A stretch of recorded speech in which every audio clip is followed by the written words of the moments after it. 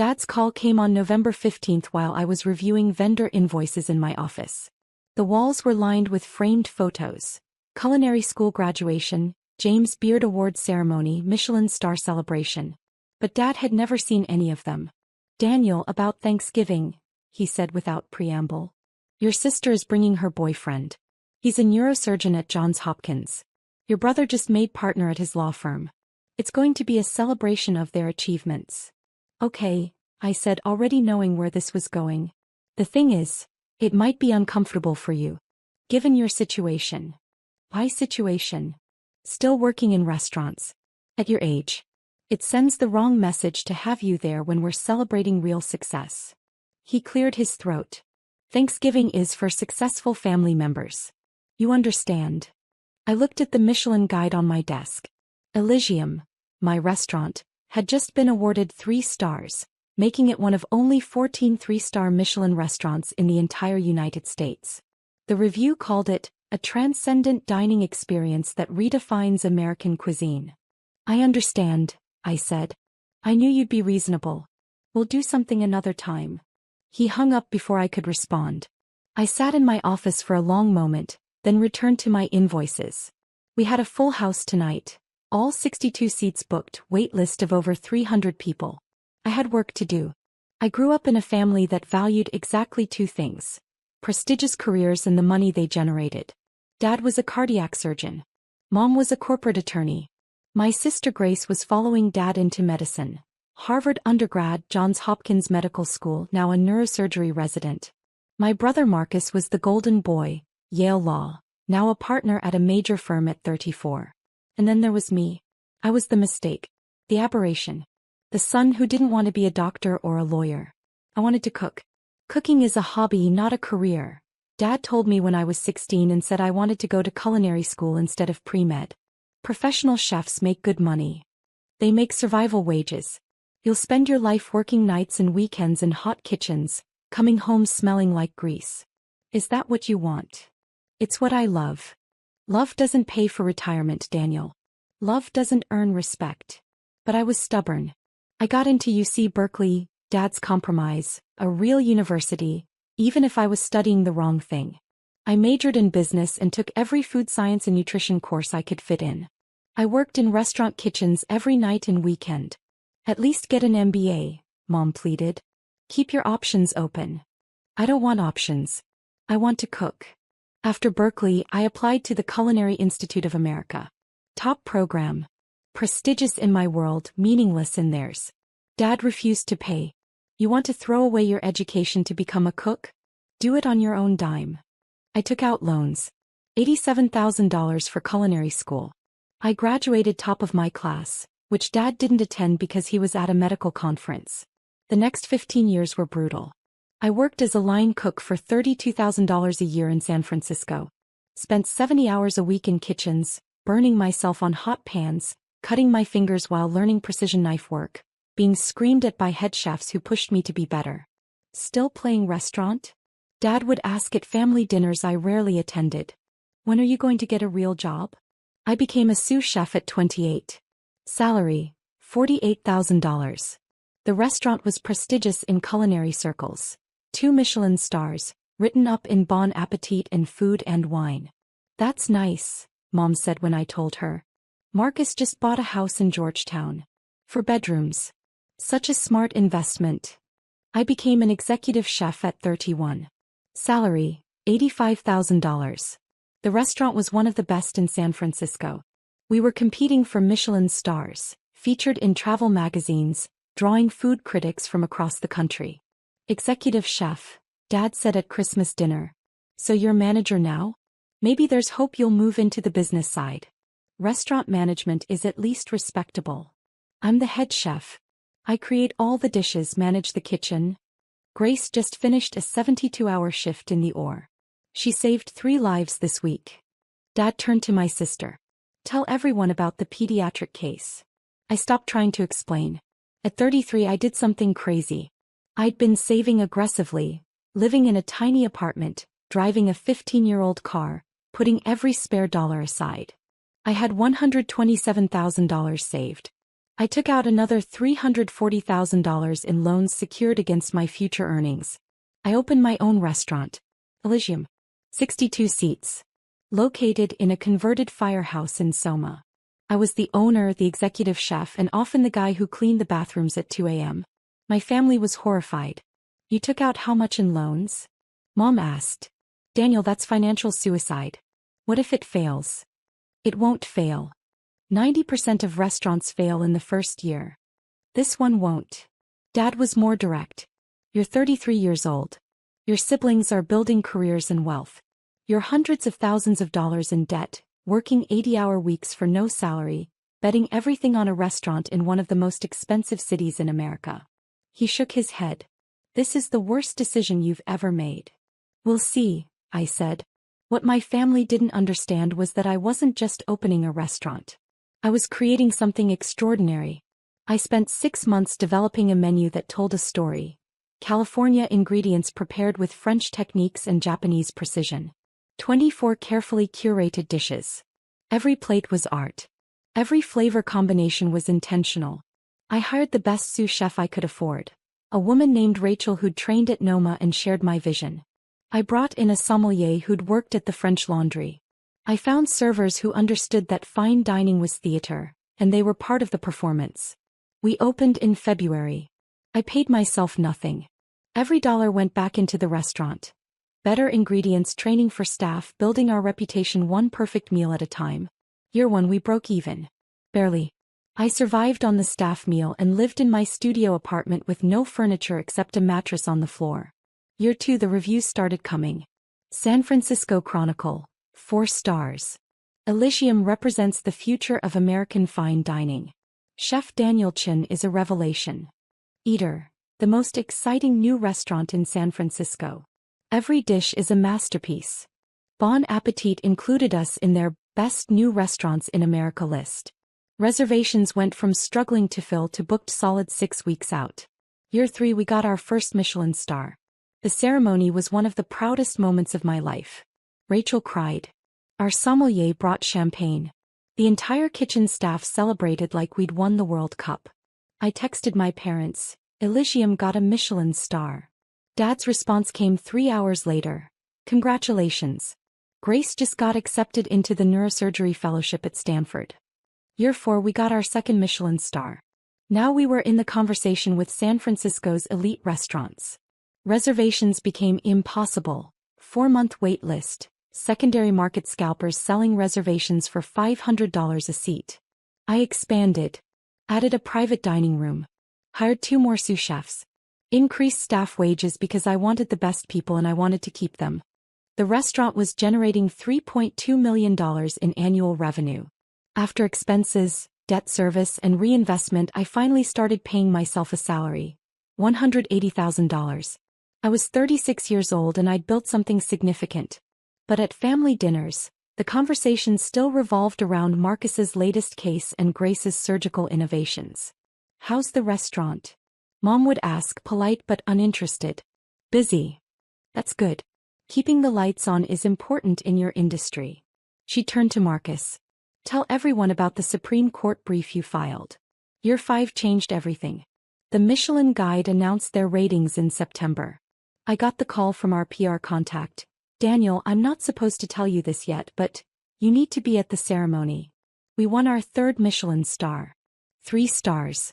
The highest honor in culinary excellence. The pinnacle of the profession. In the entire United States, there were only 14 3-star Michelin restaurants. I was now in the company of the French Laundry Alinea Le Bernardin. The awards ceremony was invitation only. The entire team went, 23 people who'd poured their hearts into making Elysium extraordinary. When they announced our 3rd star, Rachel grabbed my hand so hard it hurt. The room gave us a standing ovation. James Beard Award nominations followed. I won Best Chef, West 3 months later. Food critics called me a genius. Travel magazines listed Elysium as a bucket list destination. Food pilgrims came from Japan, France, Australia, willing to pay $650 per person for our tasting menu. The New York Times food critic gave us 4 stars. one of only 9 restaurants in America to hold both 3 Michelin stars and 4 New York Times stars simultaneously. Revenue hit $4.7 million annually. After expenses, I was taking home $440,000 a year. I'd paid off all my loans. I'd started investing in other restaurants. 3 more concepts in the Bay Area, each successful. My net worth, $2.8 million and growing. I bought a beautiful loft in Potrero Hill with a view of the bay. I bought a Tesla.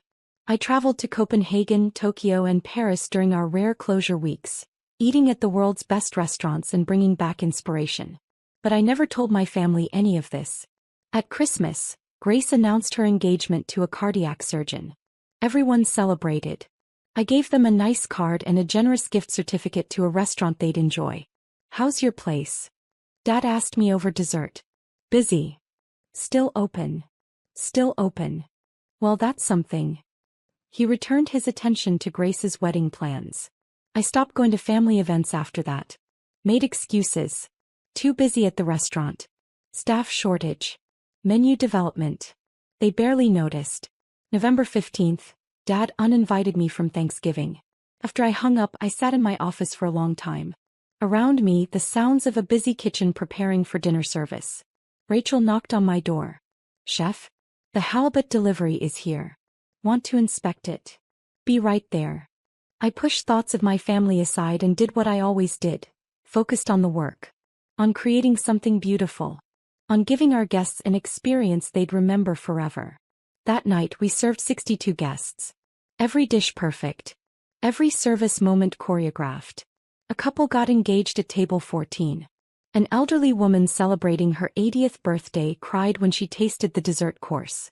This was my family now. The guests. The work. On November 20th, my reservations manager Sarah knocked on my office door. "Chef, we have a VIP reservation request for Thanksgiving night. We're fully booked." "I know. But this is a party of 8 with the last name Chen." The person who called said they were willing to pay premium. My hand froze over my keyboard. "Chen. I thought you might want to know given your last name. Could be relatives." I pulled up the reservation inquiry. The name, David Chen. My father's name.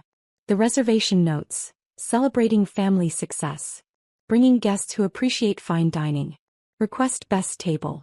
Will pay premium rate for Thanksgiving. My father, who just uninvited me from Thanksgiving, had made a reservation at my restaurant. He had no idea I owned it. Elysium didn't have my name anywhere public. The restaurant was registered under my LLC. Press coverage mentioned Chef Daniel Chen, but Dad had never read a food magazine in his life. He didn't follow restaurant news. To him, restaurants were just places to eat, indistinguishable from one another except by price. "Sarah," I said carefully, "accept the reservation. Best table, table 1 by the window. Premium Thanksgiving tasting menu. Whatever they want." She nodded. "Should I mention you're the owner?" "No. Don't mention anything." After she left, I allowed myself a small smile. I spent the next week preparing the most extraordinary Thanksgiving menu I'd ever created. Traditional elements, elevated. Heritage turkey from a farm in Sonoma, dry-aged for 14 days. Served 3 ways. Breast with black truffle, confit leg with figs, crispy skin with sea salt. Oyster stuffing with champagne butter. Cranberry gastrique with star anise. Sweet potato veloute with brown butter and sage. Brussels sprouts with pancetta and aged balsamic. Pumpkin tortellini with amaretti cookie crumble and espresso foam. 16 courses total. Each one a small, perfect expression of Thanksgiving traditions reimagined. I brought in the entire team for a prep meeting 5 days before Thanksgiving. "This is important," I told them. "We're going to execute the best Thanksgiving service we've ever done. Every detail matters. Every plate needs to be perfect." Rachel gave me a curious look. "Special occasion?" "Very special. We practiced plating. We tasted every sauce. We refined timing down to the second. The servers rehearsed their presentations. The sommelier curated wine pairings for each course. By Thanksgiving morning we were ready. Thanksgiving evening, 6:45 p.m. The dining room was elegant and understated. Exposed brick walls, soft lighting, linen tablecloths, fresh flowers on every table. 48 guests for our first seating, including Dad's party of 8 at table 1. I watched from the kitchen window as they arrived. Dad in a suit looking self-important. Mom in an expensive dress. Grace and her fiancé David, both glowing with success. Marcus and his wife Jennifer. And 2 people I didn't recognize. Probably the impressive guests Dad had wanted to show off to. Sarah greeted them at the host stand. "Good evening, Mr. Chin. Your table is ready. Before we seat you, the owner asked if they could greet you personally." Dad looked pleased. "Of course. We appreciate fine dining establishments that understand service." "Wonderful. One moment." Sarah disappeared toward the kitchen. I took off my chef's coat and put on the dark suit jacket I'd hung in my office. Straightened my tie. Took a breath. Then I walked out into the dining room. Dad saw me first. His expression went from anticipation to confusion to shock in about 2 seconds.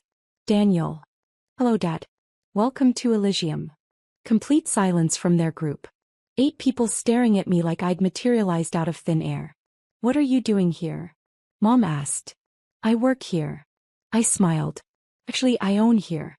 Elysium is my restaurant." Dad's face went through several colors.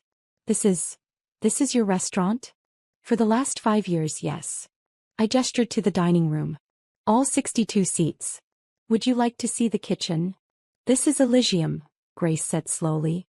"This is one of the best restaurants in San Francisco. This is a 3 Michelin star restaurant," Marcus finished. His voice was stunned. "You own a 3 Michelin star restaurant." "I'm also the executive chef. I create every dish on the menu." I looked at Dad. "So yes, I still work in restaurants. But I think my situation has improved somewhat since we last spoke."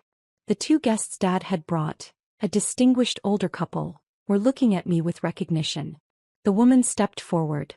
"You're Chef Daniel Chin? We drove up from Los Angeles specifically to dine here. We've been trying to get a reservation for 8 months." "I'm honored," I said, shaking her hand. "I hope tonight's meal exceeds your expectations." Dad still looked like he might faint. "But, you never said.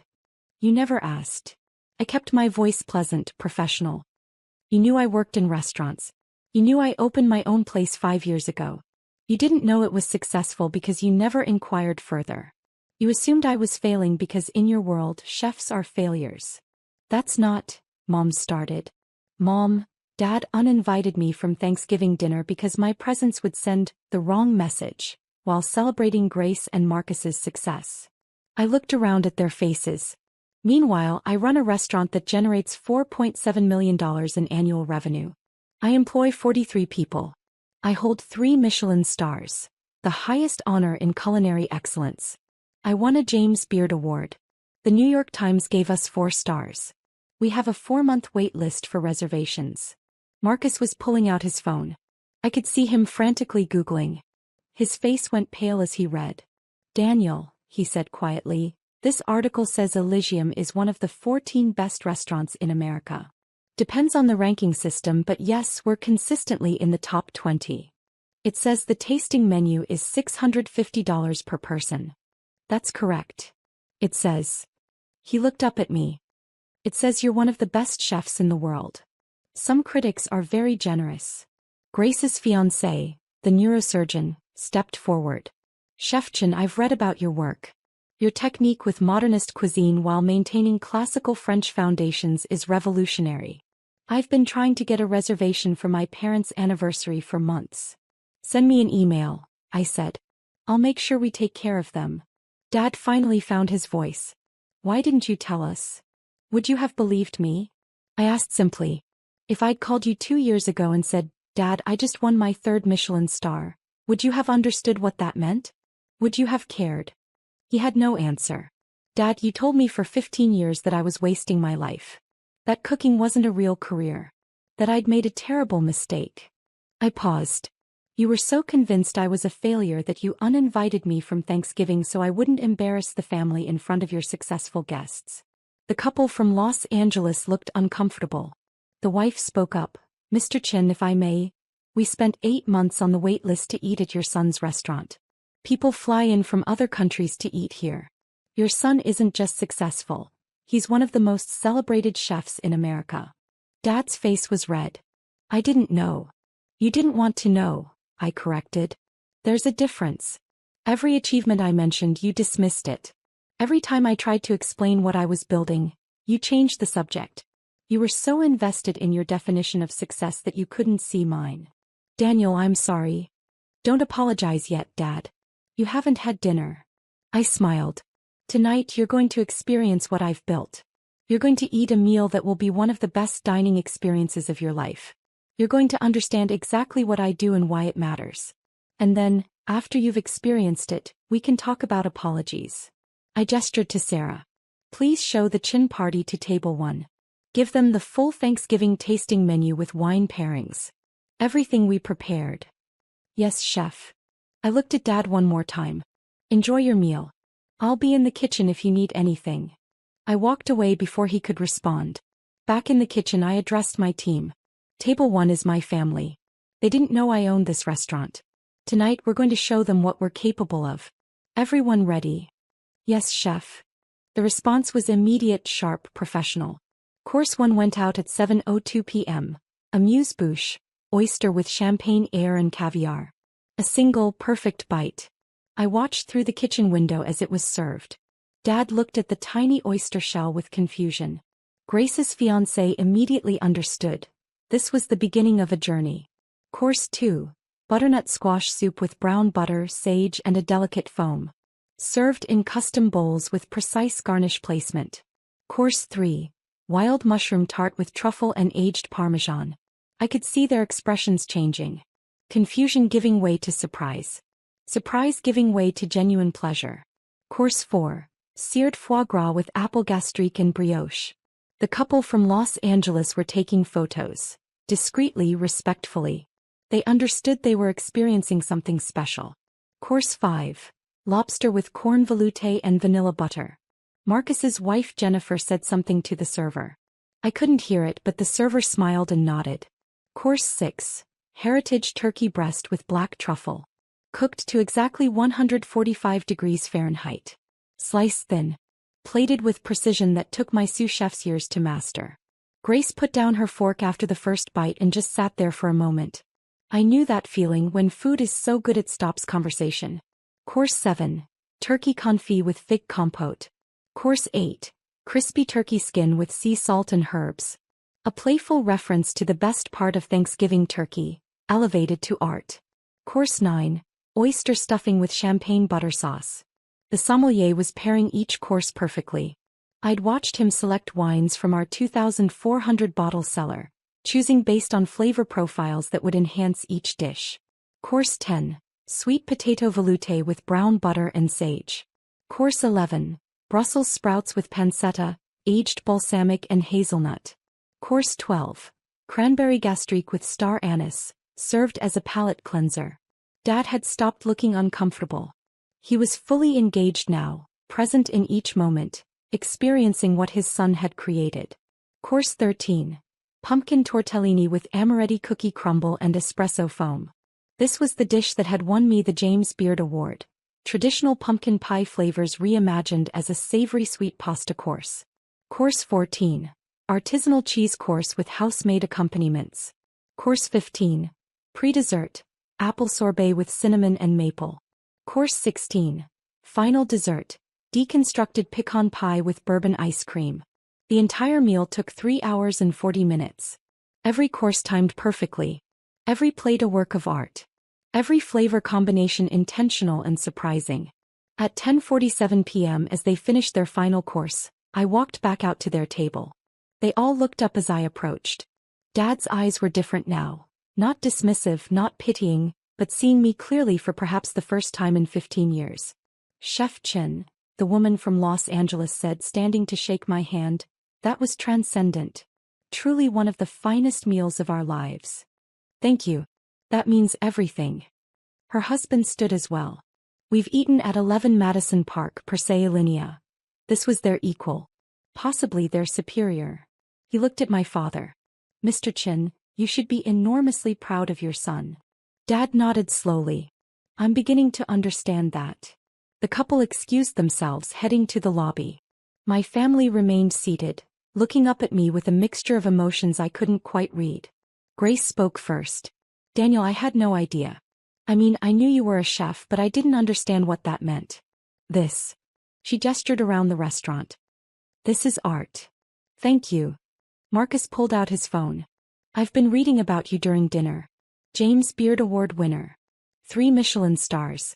Forbes 30 under 30 in food and wine from 5 years ago. How did I miss that? You weren't paying attention, I said simply. Mom had tears in her eyes. Sweetheart, that meal was... I don't have words. Every dish was beautiful. Every flavor was surprising. I've never experienced anything like that. That's what I do, Mom. That's what I've been doing for 15 years. Creating experiences that move people. That make them feel something. That give them memories they'll carry forever. Dad finally stood up. He looked older somehow, diminished. Daniel, I need to apologize. I know. No, I need to do this properly. He took a breath. I spent 15 years telling you that your passion was worthless. That cooking wasn't a real career. That you were wasting your potential. I was wrong about all of it. Yes, you were. I judged your success by my standards. Degrees, titles, income brackets. I never stopped to understand what success meant in your world. I never asked what a Michelin star was or why it mattered. I never cared to learn. His voice cracked. I uninvited my own son from Thanksgiving because I was ashamed of him. And he's been building something extraordinary the entire time. Dad. I'm not finished. He looked around the restaurant. You created this. You took hundreds of thousands of dollars in debt and turned it into this temple of culinary excellence. You employ dozens of people. You've won awards I didn't know existed. You're literally one of the best in the world at what you do. And I told you it didn't matter. Grace stood up and walked to me, pulling me into a hug. I'm so sorry, Daniel. I should have asked. I should have cared. I've been so wrapped up in my own career that I never stopped to understand yours. Marcus joined us. Little brother, you've been crushing it for years and we were too blind to see it. Mom came next, holding me tight. I'm so proud of you. So incredibly proud. And so ashamed that it took eating here to make me realize what you'd accomplished. Dad was the last to approach. Can you forgive me? I looked at my father. This man who'd driven me to prove myself, who'd doubted me for 15 years, who'd finally understood what I'd built. Dad, I don't need to forgive you. I need you to see me. Really see me. Not as a disappointment or a failure or someone who chose wrong. But as someone who found their calling and pursued it with everything they had. I see you now. Good. That's enough. He pulled me into an awkward hug. He smelled like expensive cologne and the truffle from course 6. I'm sorry I missed so much of your journey. You're here now. That counts for something. We stood there in the dining room of my restaurant. My dream made real. While the last guests finished their meals and my kitchen team began breaking down stations. Dad, I said, pulling back from the hug. I need to get back to work. We have another seating tomorrow and prep starts at 6 a.m. Of course. Can we come back? Maybe when it's not a holiday and we can actually talk. Sure. Call Sarah, my reservations manager. She'll get you in. Not the 4-month wait list? Family gets priority. I smiled. Even family that uninvited me from Thanksgiving. He winced. I deserved that. Yes, you did. The next morning I woke up to 47 missed calls and 203 text messages. Grace had posted on Instagram a photo of one of the courses with the caption, "Last night I learned my brother Daniel is one of the best chefs in America. How did I not know this? So proud and so ashamed I never asked. At Elysium SF is extraordinary. Hashtag 3 Michelin stars, hashtag proud sister." The post had 12,000 likes and hundreds of comments. Marcus had posted on LinkedIn, "Sometimes we're so focused on our own definition of success that we miss the extraordinary achievements happening right next to us. My brother Daniel Chin is the owner and executive chef of Elysium, a 3 Michelin star restaurant in San Francisco. He's a James Beard Award winner. He's one of the best in the world at what he does. And I spent years dismissing his work because I didn't understand it. Lesson learned. Success comes in many forms. Congratulations, Daniel. I'm sorry it took me so long to recognize your brilliance." That post had been shared 847 times. Mom had called 6 times, texted 15 times, all variations of, "I'm so proud of you," and "Can we talk?" Dad had sent a single text at 6:23 a.m. I couldn't sleep. Kept thinking about what you've built. Can I take you to lunch? I want to understand your journey. Really understand it. I responded, lunch Tuesday? I'm off Monday but back on prep Tuesday afternoon. His response was immediate. I'll be there. December brought changes I hadn't expected. Dad came to lunch and we talked for 3 hours. Really talked.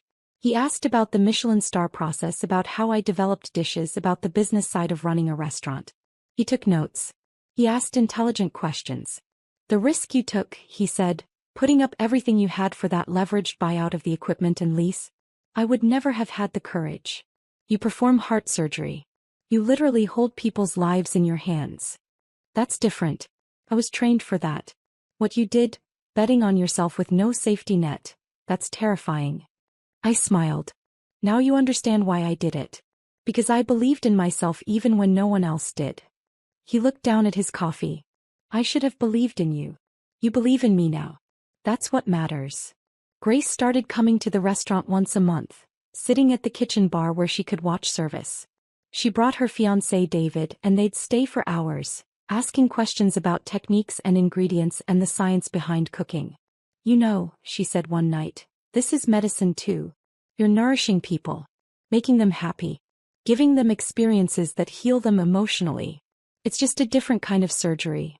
Marcus wrote a blog post about his experience that went semi-viral in business circles. What I learned about success from my chef brother. It was thoughtful and honest about his own blind spots. Mom joined the board of a nonprofit that provided culinary training to at-risk youth. I want to help kids like you, she said. Kids who have passion but no support. Kids whose families don't understand that there are many paths to success. In February, Elysium won another James Beard Award, Best Restaurant in America. The ceremony was in Chicago. My entire family came. Dad sat in the front row wearing a t-shirt that said, Proud father of a James Beard Award winner, that Grace had made for him. When they announced my name, he stood up and cheered louder than anyone else in the room. At the after-party, a reporter asked him, Mr. Chin, you must have always known your son was talented. Dad looked at me for a long moment, then back at the reporter. Honestly, I didn't. I spent years not seeing his talent because I was looking for the wrong things. I'm grateful I finally opened my eyes. The reporter looked confused, but I understood. It was the most honest answer he could have given. In March, I did something I hadn't done in years. I closed Elysium for a private family dinner. Just the family. Mom, Dad, Grace and David, Marcus and Jennifer. 8 people in a 62-seat restaurant. I cooked for them personally. Not the tasting menu but dishes from my childhood. Mom's favorite dumplings, elevated with premium ingredients and modern technique. Dad's preferred Peking duck, reimagined with a 3-day preparation process and 5-spice maple glaze. The green beans Grace always requested, now with black garlic and almonds. Traditional food from our family dinners, transformed through the lens of everything I'd learned. Between courses we talked. Really talked. They asked about the pressure of maintaining 3 Michelin stars. I asked about Grace's upcoming wedding plans. We laughed about memories from childhood, good ones I'd forgotten about. Remember when Daniel was 8 and tried to make us breakfast? Marcus said. He made scrambled eggs that were somehow both burnt and undercooked. I was practicing, I protested. You've improved, Dad said dryly. Everyone laughed. At the end of the meal, over the dessert course, a deconstructed version of Mom's apple pie, Dad stood up with his wine glass. I want to make a toast. To Daniel. For having the courage to pursue his passion despite his family's doubts. For building something extraordinary through years of hard work and sacrifice. For being successful on his own terms, not ours. He paused, emotion clear in his voice. And for being gracious enough to forgive us for being blind. To Daniel, they all echoed, raising their glasses. I raised mine as well. To family. Even when they take a while to come around. We drank. We laughed. We stayed late into the night, sharing stories and wine and the kind of connection I'd thought was lost forever. As they were leaving, Dad pulled me aside. Thank you for tonight. For sharing this part of yourself with us.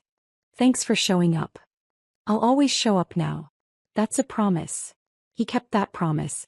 The following Thanksgiving, Dad called me in early November. Daniel, about Thanksgiving. Yes. We're doing it at your restaurant. All of us. Grace wants to bring David's parents. Marcus wants to bring Jennifer's family.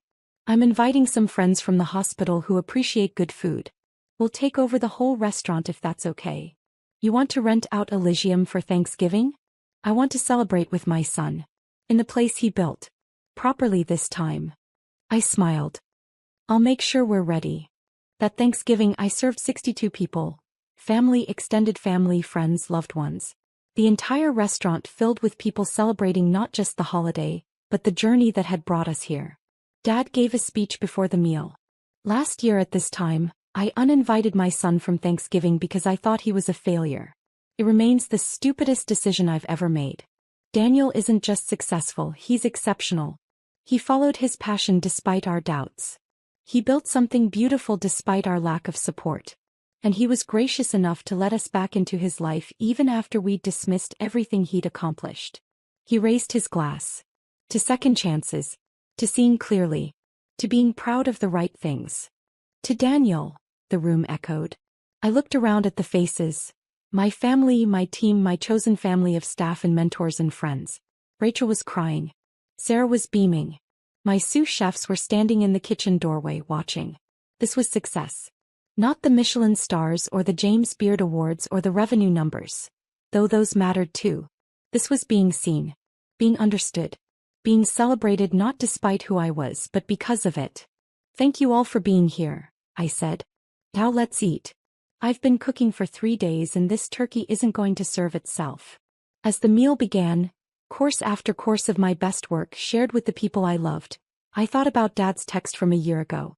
Thanksgiving is for successful family members. He'd been right in a way.